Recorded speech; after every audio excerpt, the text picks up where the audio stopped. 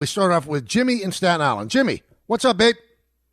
Mike, how are you? I'm good. You? Mike, good. You hit the nail on the head. He showed his loyalty the second he signed Scott Boras. That's when he showed his loyalty.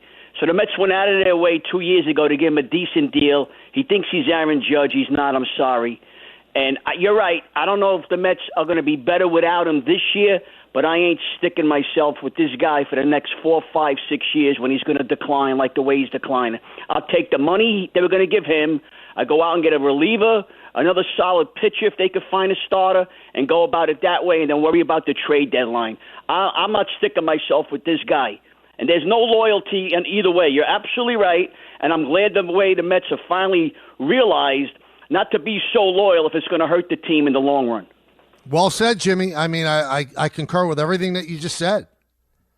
You can only go so far with loyalty. Look how loyal the Yankees were to Juan Soto, right? They really were. Bent over backwards for him. The fans couldn't have shown him more love. And then what did he do?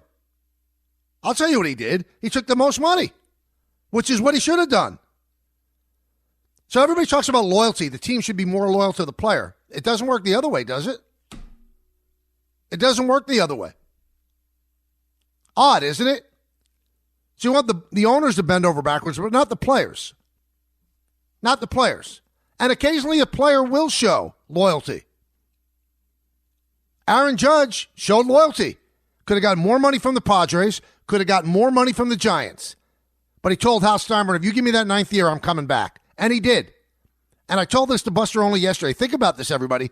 9 years. $360 million. Do you realize that when that deal took place, we all gasped, oh my God, it's now a bargain. It's a bargain. $40 million a year compared to what Soto is making with the Mets.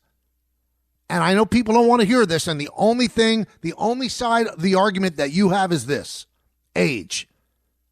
Aaron Judge is a better player than Juan Soto in every way, shape, and form.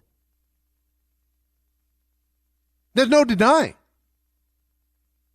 Every way, shape, and form. Power hitter, average hitter, base runner, fielder, every way, shape, and form. But it's all about timing. Judge went to college, which means that he got a later start on his pro career, which means he got a later start on his free agency. So he became a free agent at a later age. Soto's big bargaining chip was that he's this otherworldly player, which he is, and he became a free agent at 26. Judge didn't have that luxury. Better player, though. That's why I think that deal is going to age better for the Yankees than the deal will for the Mets. Let's go to Joe in West Harrison. Hey, Mike. Good afternoon. How are you today? Good, Joe. What's up? Hope to see you down in the spring training this year.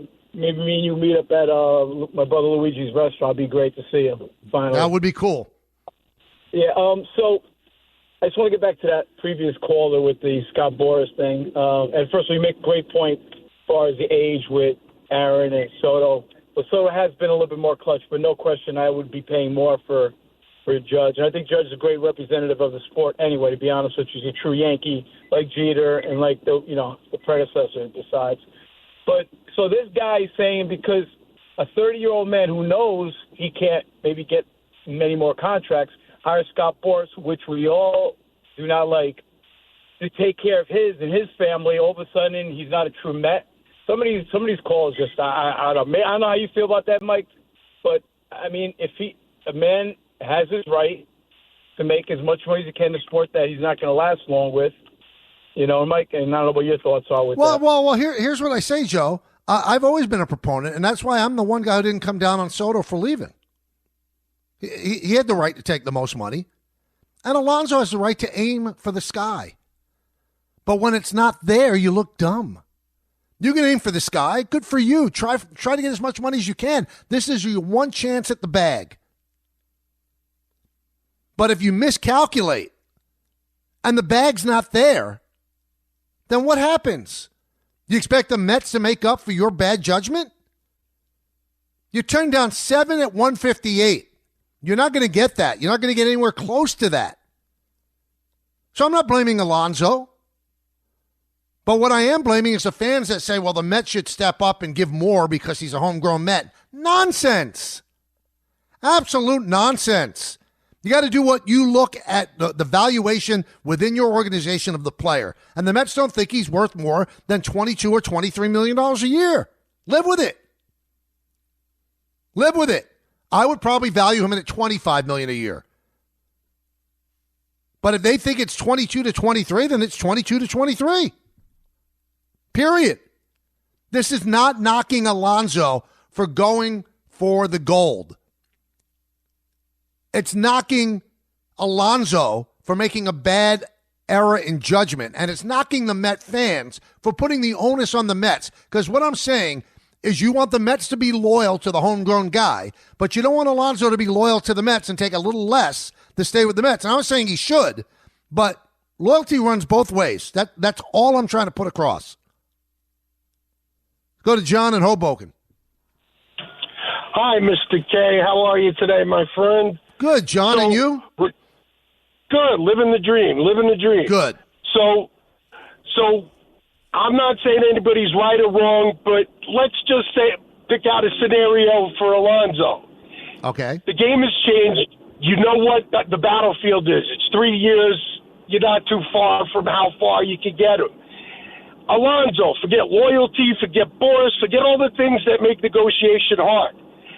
You know what his floor is, and it's probably better or close to as good as any other option where you don't have him. Do you think maybe hitting in front of Soto, he'll get so many fewer of those low and outside sliders that he fishes for? He plays 162 games. Maybe the ceiling, that possible probability, is more likely for the ceiling than the floor. So if it's 75 over 72, it's more like look at the big picture instead of what the individual is, because he's never had anybody behind him.